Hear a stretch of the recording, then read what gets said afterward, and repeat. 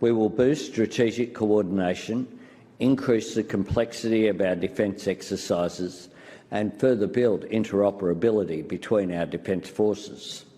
We undertake to consult on defence-related developments in the Indo-Pacific that affect our shared interests. In addition, we have endorsed a joint maritime security collaboration roadmap and agreed to a new Australia-India partnership on cyber, critical technologies and supply chains. Today we have welcomed the signature of the Memorandum of Understanding for the Australia-Canada-India Technology and Innovation Partnership, driving trilateral cooperation with our shared partner Canada on critical and emerging technologies.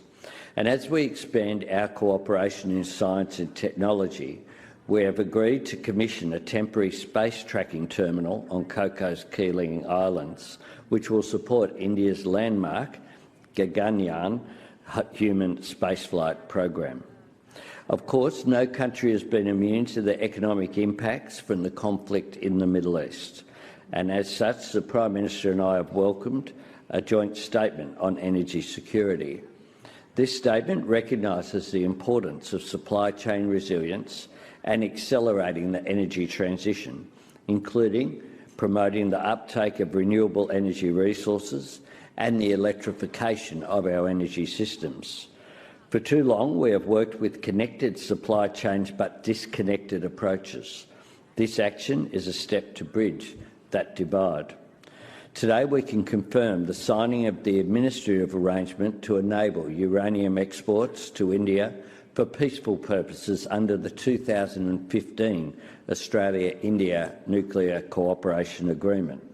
The arrangement facilitates Australian uranium exports to India to help increase the share of non-fossil fuel power capacity, providing an additional market for the Australian resources sector. I'm also pleased to announce that Australia will re-award Perdaman Major Project status for its Project Ceres, helping facilitate the development of Australia's largest urea plant in Karratha, Western Australia. Further, we have confirmed their ongoing cooperation on critical minerals, including a refreshed MOU between Geoscience Australia and Geological Survey of India.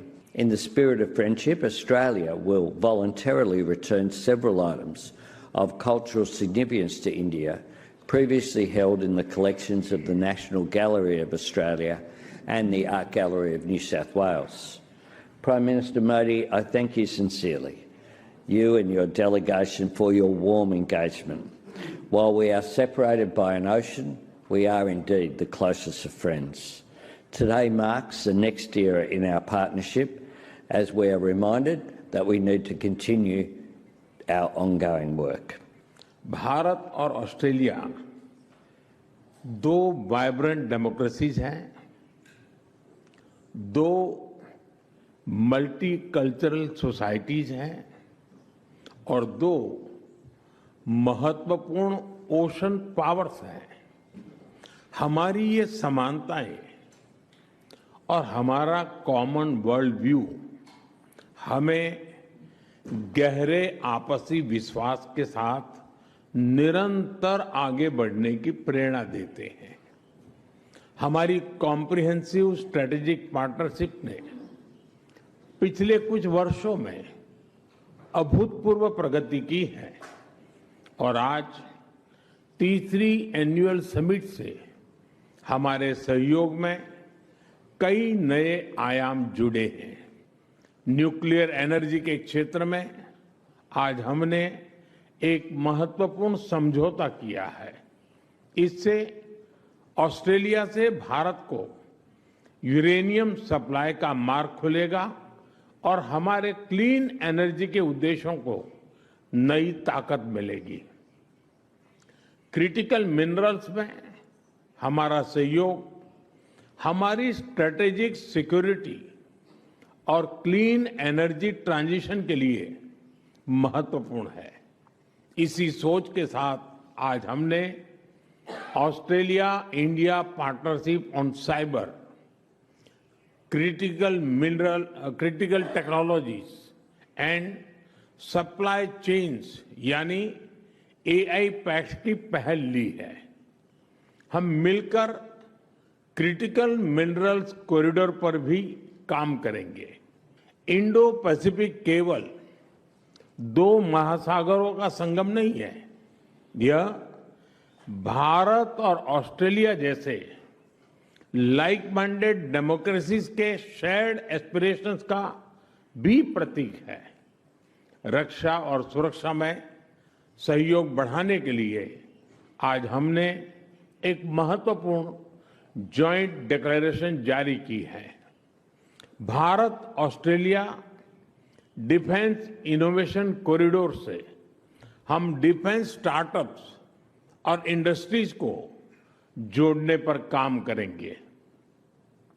हमारे maritime security collaboration roadmap से Indo Pacific में हमारे साझा प्रयासों को नई ताकत मिलेगी। हम शिप बिल्डिंग, शिप रिपेयर और मेंटेनेंस में भी मिलकर आगे बढ़ेंगे। हमारा यह भी मानना है कि विश्व के अनेक भागों में चल रहे तनावों और युद्धों का समाधान डायलॉग और डिप्लोमेसी से ही संभव है। पूरे इंडो पैसिफिक क्षेत्र में हम मिलकर peace, stability, freedom of navigation और रूल्स बेस्ड ऑर्डर को और मजबूत करेंगे। आने वाले वर्षों में दोनों देशों में ओलंपिक्स और कॉमनवेल्थ गेम्स जैसे बड़े स्पोर्टिंग इवेंट्स आयोजित किए जाएंगे। इससे हमारा खेल सहयोग तो बढ़ेगा ही, स्पोर्ट्स इंफ्रास्ट्रक्चर में निवेश की भी अनेक संभावनाएं बनेगी। आज की हमारी चर्चा का भाव स्पष्ट रहा है। भारत और ऑस्ट्रेलिया की पार्टनरशिप केवल वर्तमान की नहीं, भविष्य की पार्टनरशिप भी है। हम हमारे साझा विजन पर मिलकर आगे बढ़ते रहेंगे। प्राइम मिनिस्टर एल्बेनीजी, आपकी मित्रता, आपकी प्रतिबद्धता और आज की सार्थक चर्चा के लिए मैं एक बार फिर आपका आभार व्यक्त करता हूं। मुझे और 140 करोड़ भारतवासियों को जल्द से जल्द भारत में एक बार फिर आपका स्वागत करने में खुशी होगी। बहुत बहुत धन्यवाद। Then like, share and subscribe to Mirror Now.